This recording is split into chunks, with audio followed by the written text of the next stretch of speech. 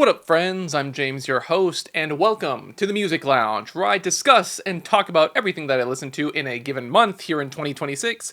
And today it's time to talk about what I listened to in March. So let's just get into it. First up on my list is Cannon's new album, Everything Glows. Cannon's is a synth-pop and dream pop band that has been pretty consistent in their last few releases. I actually only got into them through this record, as a matter of fact, and while their sound isn't necessarily pushing the envelope by any means, they are creating some very pleasant and dreamy soundscapes that sound very retro yet modern at the same time. This new album is no different. It has a very warm and fuzzy sheen with a bit of a subtle darkness that kind of rounds out the entire experience. The punchy beat and echoing guitar of All I Need makes for a great opener, kind of setting the tone and stage for everything else that's to come. However, Carousel is where the album really shines, and this is by far the best track on here. A fantastically infectious, dancey beat, some very smooth bass lines, and a very catchy and well thought out chorus.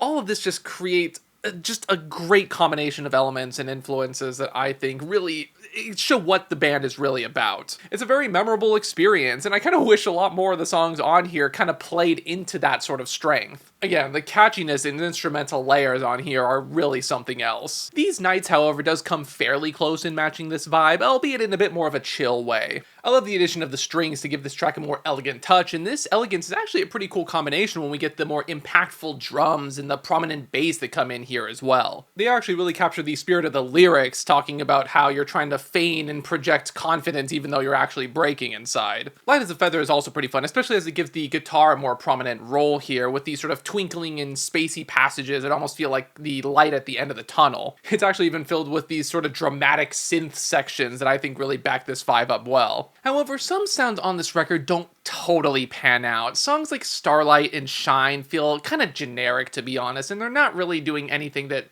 sounds super interesting. They're a bit by the numbers, even if they're not really bad per se. I just wish the album was a bit more adventurous in what it was trying to do overall. You know, I feel like the sort of dancey and layered experience that Carousel provided probably was for the best of the entire project. I kind of wish they did more of that throughout the entire thing. Still, it's a great album overall, and I can appreciate an album about the darker side of love, about how this sort of like infatuation can sort of shackle and chain you, talking about how maybe it's a bit unhealthy to be that infatuated and enamored by someone or something. It's like the drawbacks of yearning, I suppose. Next up on the list is the newest album by Brigitte Calls Me Baby, Irreversible. You might recall from a while back that I actually really liked the debut album from Brigitte Calls Me Baby. The boys were doing their throwback sounds back then, just like they're doing here, with influences like The Cure, The Strokes, and even some 70s acts like Roy Orbison on the vocals on that project. It was also pretty clear to see that the Smiths were a pretty big influence on these guys, but holy shit, this album sounds like it was inspired by the Smiths. The very solid opener There Always is a perfect example of this, featuring these very anthemic guitar riffs and these crooning vocals. It's a nice combination of feeling empowering, but also a bit somber as well. It's fitting for lyrics that talk about celebrating love, but also mention that it might not end up the way that you want. Slumber Party is also a pretty fun one, with the guitar and bass syncing up for some pretty catchy harmonies. It's a pretty driving tune, and that pre-chorus especially is just killer when everything kind of comes together to really nail the point home in the lyrics about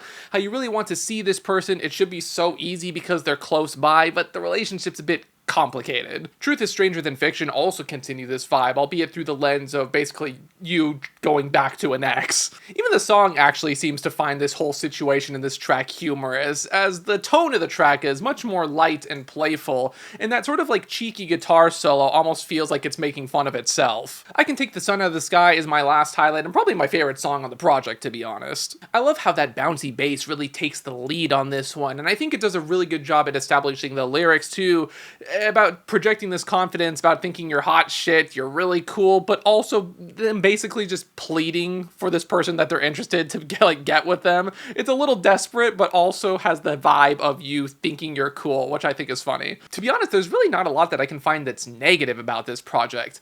However, my biggest criticism is that a lot of the songs on here kind of sound like they're playing to the same beats. Even if their debut project was a bit messier than this one, I did appreciate how much more variety it had, and also the variety in tone and structure that the album had too. While this is a pretty great album on the whole, it also feels like a very safe album, and when the album does kind of try to switch it up and slow things down a little bit, it really just doesn't hit the same. The greater amount of influences on their first album, I think, made for a more interesting listening experience. You know, this album is even more overt in kind of playing off of their influences, and when they're kind of only playing to like one or two of them this time around compared to a few last time, I feel like this one just doesn't really hit quite the same mark. Now we're going to be talking about Nessa Barrett's new EP, Jesus Loves a Primadonna. You know, Nessa is no stranger to success. She's actually built up quite a following ever since her 2024 album Aftercare. I did enjoy that project, to be honest. However, it kind of had the same problem that I have with Madison Beer a little bit, where it is good,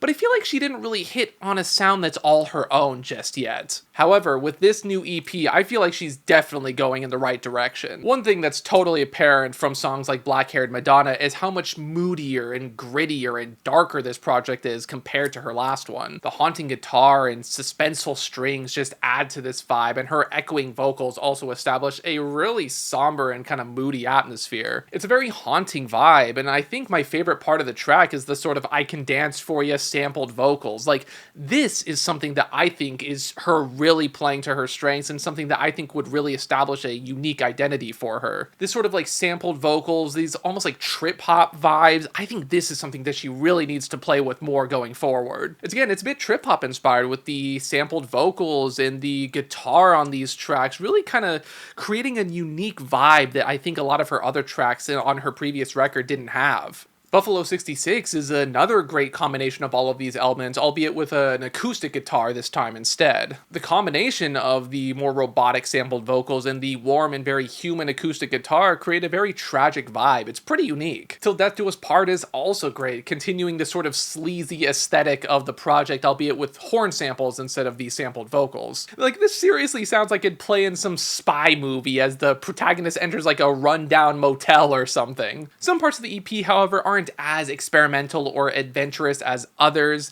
However, I do think overall they still keep up this sort of like LA noir, sleazy West Coast vibe that the rest of the project has, which is appreciated. I quite like the sort of stripped back Western sound on West Coast Prayer and the gritty groove on High on Heaven. However, Venom is a bit boring, unfortunately, and Stay With Me I think doesn't really end the album on the most interesting note. Either way, this is a great EP on the whole, and if she continues with this momentum, I think she'll have a pretty great project on her hands next time around. I will say as an addendum to this little review though, that the CD version of this album does not match the streaming version, both in terms of track order and track names, so I am using the streaming version of this album when it comes to track names as my primary reference here, because I think that's probably what most people are going to be using. Next up, we got Harry Styles' Kiss All the Time, Disco Occasionally. You know, Harry's had an interesting run throughout his solo career. I appreciate how he's always trying new things. You know, whether or not they always pan out, that's kind of here nor there, but I feel like it is sort of admirable that he isn't just coasting on his laurels or what works. He does seem to actually want to try to do something different and challenge himself. His debut album and Fine Line were actually pretty good pop albums. However, Harry's House was a noticeably boring step down, and while there was a few moments of greatness on there here and there, it definitely felt like it was watered down for mainstream or mass appeal. This new album does kind of fall into those same traps in a lot of instances. However, I do think it is a step up from Harry's House overall. Aperture is actually a pretty slick opener with a fun dance beat and this wistful guitar in the background. Harry's got a sort of like robotic tinge on his voice on this track and a few others on the record as well, which I think sets up the mood well and kind of establishes this sort of like almost like retro sci-fi-ish sort of vibe that I feel like a lot of those more like 80s and 70s albums, especially in like that sort of like disco-y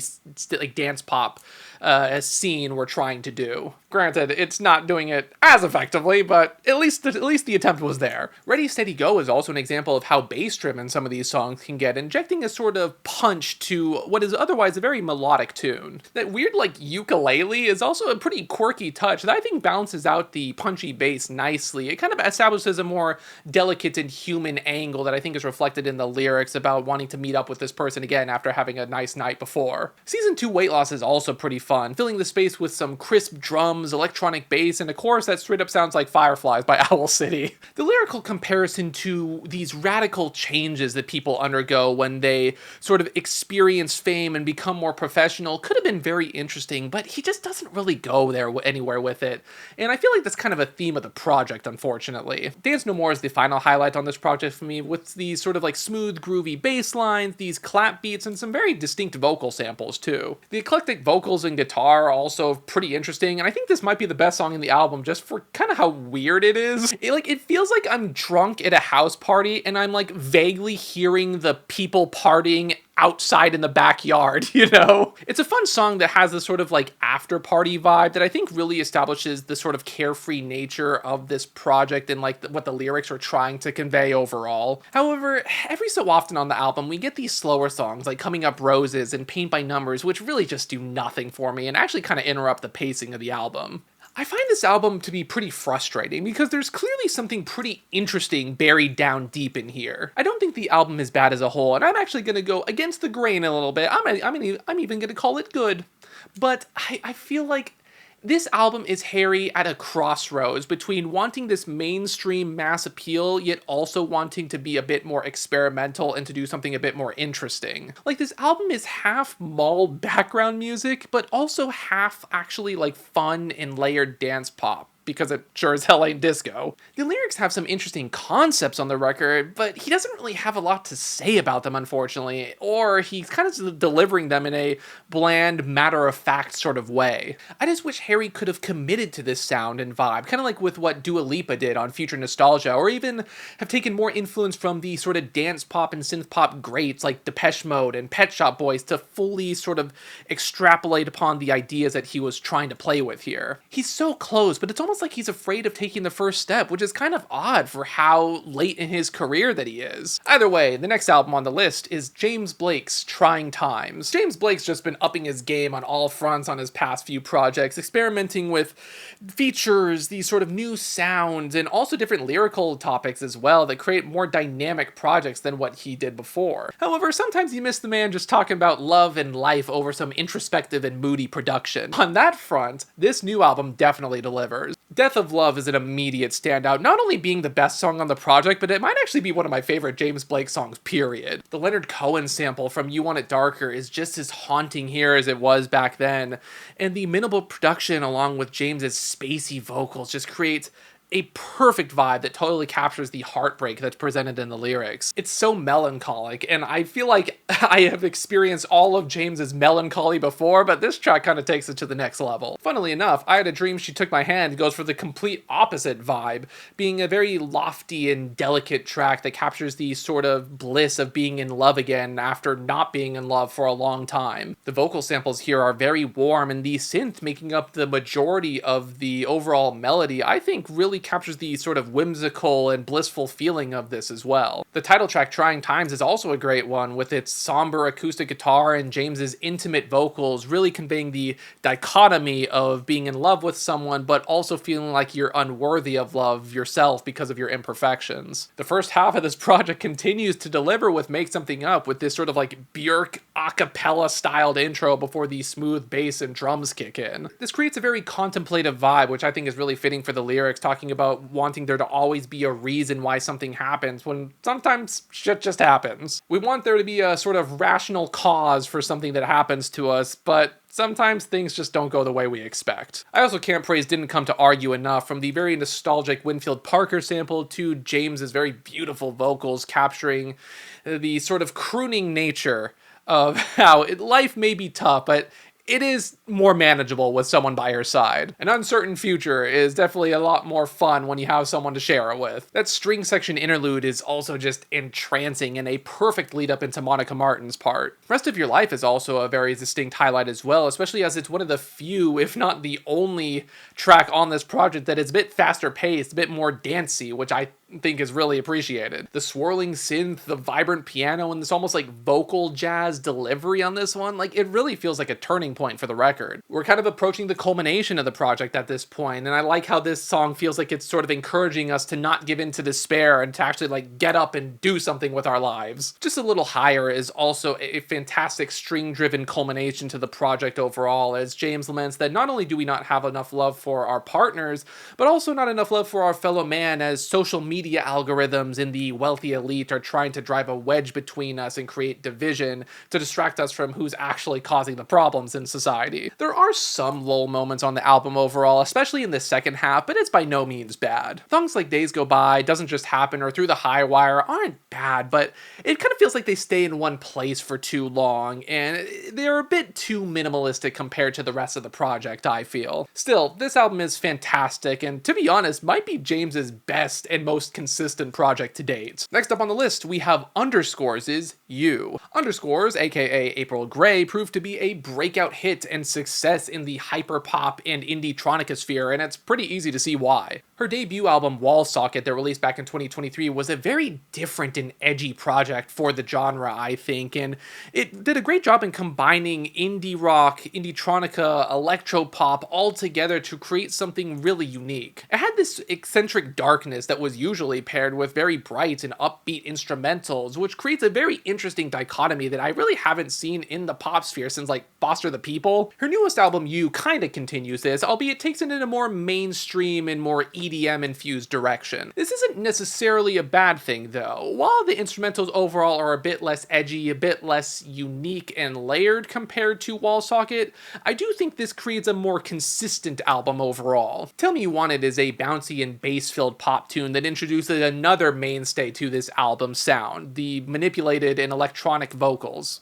April's vocal rawness was a big highlight on Wall Socket, I feel, probably one of the more notable aspects about that record. So while I do miss that, I do think this sort of modified vocal sound does fit this project's sound overall, and more importantly, I can still tell it's her. One of my biggest problems with hyperpop as a genre, because I'm not super into hyperpop overall, to be honest, is that I feel like the modified vocals that a lot of these artists have kind of just blend together into like this sort of mess where I can't really tell who is singing, and like no vocalist has a very unique sound or vibe to their voice anymore because it's so modified. However, with April's case here, I feel like I can still tell it's her singing, which is why I'm a bit more okay with it here. Music is also a very big highlight here, featuring a very jittery beat and a massive wall of synths that culminates in the chorus and a very dancey outro. I also like the introduction of more natural feeling instruments and sounds to this project overall, like the acoustic guitar in Hollywood Forever, and the more wistful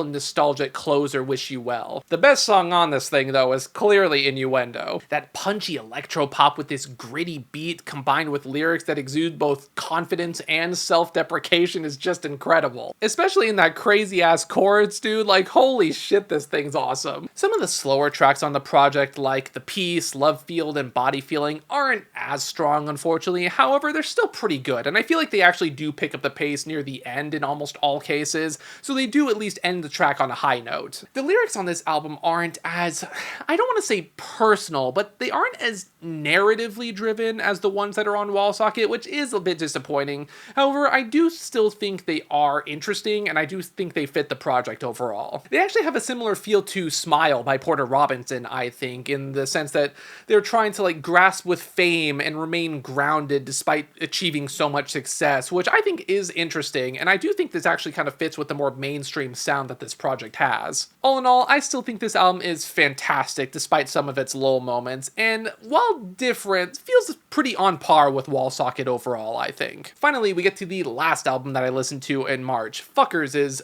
O. I'm gonna call it O because it's an O with a little umlaut above it to make a face. This is one of those albums that snuck in out of nowhere for me. A few of the songs from this project were added into one of my playlists automatically as one of those like, you might like this sort of deal, and holy shit, I am so glad they did that. This is genuinely one of the most fun and addictive albums that I've heard in a minute, and it starts from the get-go. The entire project is made up of different house influences alongside with some sort of like UK garage and two-step influences here as well. They're one of those bands that are part of that whole like indie sleaze revival movement that's going on right now with artists like Slater, Charlie XCX, and Tiffany Day. To me though, this album really stands out from the crowd with how low-key, sensual, groovy, and just mesmerizing it is. Beatback starts the project off with such an intimate and sort of like atmospheric mood, especially with the darker synths on this one and Shannon's vocal fry tinged singing. However, it also still reminds you that it's for the club when the chorus hits. Lucky takes things in a much lighter direction, being more overtly flirty, and it also I think is exemplified by the closing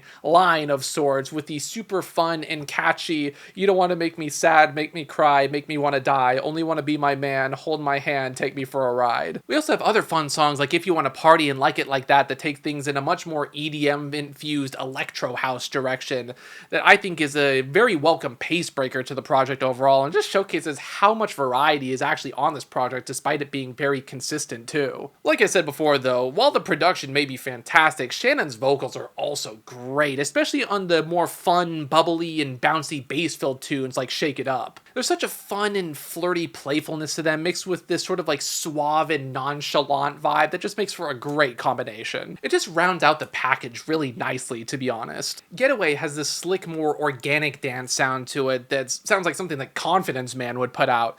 And the final track, Feel the Real, is a fantastic psychedelic closer that makes you wonder if this was just a dream or an unforgettable reality. There's other songs on here that I didn't even mention, to be honest, but I want to keep some surprises in store because I think everybody should give this album a shot. This thing is, dare I say it, peak, and I am just so excited to see what the group does next. Of course, at the very end of the video, we always have to talk about album covers, and I guess the first one we can talk about is Cannon's album cover. This one I think is pretty good. You know, it's very like 80s inspired. I feel like it definitely has that sort of synthwave aesthetic to it. It has that sort of dreamy, like dream pop vibe, which I think is fitting for the sound. It's maybe not my favorite album compositionally. It's a bit cliche, I suppose, but I think it really does fit the sound of the record overall, and the color scheme is very nice. For Brigitte Calls Me Baby's album cover, I think this is kind of in a similar vein to the Cannons one actually, where it is very much trying to be of the time that they are taking their influences from. It definitely is very 80s, even down to like how the font is. I feel like fucking Depeche Mode would have written their name that way in like that little box that's on the side of the album cover. Admittedly, I am less keen on that part. I probably would have preferred the typography to be a bit more, maybe not bold, but a bit more designed, but I think the actual like image that they use for the cover is very nice, and I think that sort of color choice and the framing of the photo really fits the project as a whole. Now for Nessa Barrett's EP cover, I think this one is fucking awesome. There's no text, which sometimes I am a little bit against. Sometimes I feel like it feels a bit barren without text, but the way that the image here fills the frame is just so good. I love the black and white photography. Her with her cat is such like a LA noir sort of like sleazy West Coast vibe that I think is really cool. Like I could totally imagine her fucking like sitting around with a cigarette in her hand or some shit, you know? Like I think this EP cover is great, and it really fits the instrumental style that she was going for here. Now, Harry Styles' album cover. This one I feel like would have been good if it wasn't for the text. I think the text and the little circles in the corner totally like kind of ruins this album cover, to be honest. I actually think it would have been totally fine with the sort of like picture of him on the left side and leaving the right side just blank black. I think that would have been much better, to be honest. The text, just the font is not good. The color choice is kind of odd. But the image itself is pretty interesting, and I think it's kind of cheeky. You know, I feel like it would have fit the project as well, but I really wish the text was not there, to be honest. Now with James Blake's album cover, like, oh my god, bro, this shit is so good. I love the color choice. The green and black is just perfect. How it has like him kind of covered in shadow is just so good, especially for like the more like melancholic and like unseen vibe that I find in the instrumentals on this project too. There's like an air of mystery about this album, both in the instrumentals and in the cover, that I think is really cool. The framing and pose of him with like the symbols and stuff like that is really awesome. The text at the bottom is so clean and so good. It really kind of reminds me of like a sequel to his Assume Form album cover, which I also quite liked. So this is a great album cover. Now we have Underscores' album cover with You, and I think this one is also very fitting for the sound that she has on this project. To again, just like the album itself, it feels a bit less edgy than Wall Socket. Wall Socket was definitely going for a vibe, that's for sure. And I think this one is much more playful, quite a bit more fun. It has a bit more like wistful, carefree energy to it. And I really like the color scheme on this one too, that majority white with like the light blue and the splashes of other color on this one. I like this sort of like hand-drawn look to it as well. It definitely still has her vibe on it, even if it is a bit different than Wall Socket, which I feel like is pretty true for this album in general, to be honest. And finally, we have Fcukers' album cover, which I think If you know me, this one is, of course, great. I love this huge emphasis on the typography with the album name just like plastered on the front, and kind of like if you have the CD, it's actually translucent. But even with the overt white, the bold white on this one, I think it looks great. I love the more sensual image in the back. I'm assuming it's of Shannon. But I think this one is just framed very well. I think it totally fits the vibe and sound of the project. I love how the typography is very in your face. I think this is just a perfect album cover that I think really represents the album as a whole, to be honest. This was a great one. Now let's talk about other things that I listened to in March, things that didn't come out this month. And to be honest, I was definitely in a heavier sort of mood in March. I've been addicted to Death Grips again, and I've been listening to a lot of Ex-Military and Bottomless Pit, which I think are pretty underrated compared to The Money Store, even though I, of course, love The Money Store. Despite saying this, though, I was also in the mood for a lot of more indie-oriented stuff this time around as well. I was listening to a lot of Not For Radio's Melt. That album is fantastic, from the Maria's lead singer. And I've been listening to Bretton's 2 albums a lot as well this month. Bretton especially were a very underrated sort of like indie rock, indie pop group that has production that's actually kind of reminiscent of a lot of like hip hop artists at times. And I think everybody should give this band a shot, to be honest. They're not around anymore, but Other People's Problems, that album is so fucking good, dude. And finally, to add on to the heavier stuff that I was listening to, Street Sex and Cursive were also among my listening this month. Street Sex, The Kicking Mule, I think is a very underrated album compared to End Position. I think it's just as good, to be honest, just in a different way. And Cursive is just always a very moody and great time. But of course, as always, that's just what I think. If you guys listen to these albums, be sure to let me know what you thought about them. If you listened to any other albums in March of this year, please let me know what you thought about those too. Definitely give recommendations in the comments. Let me know what you thought about these albums in the comments. And I guess until the next video, farewell.